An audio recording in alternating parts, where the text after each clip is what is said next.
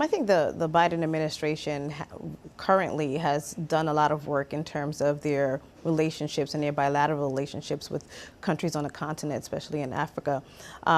But primarily, I think they're going to be looking to see, how does her presidency or how does her being positioned to run as president, what impact will that have on many of the agreements that Biden has had in his administration? Are these things that are going to be carried over?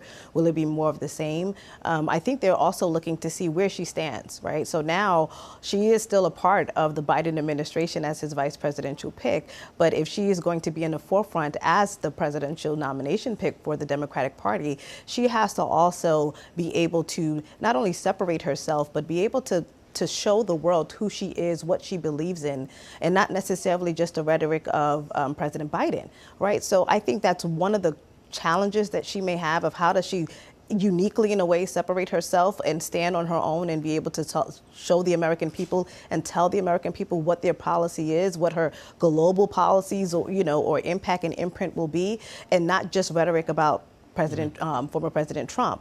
I think people want to see what are the policies, what is your stance when it comes to, Russia and Ukraine? What is your stance when it comes to immigration policy? What is your stance when it comes to higher education? All of these things have ripple effect and global ripple effect and implications. And people really need to hear that. I think we've gone through years of listening to the media and it be surrounded by one person.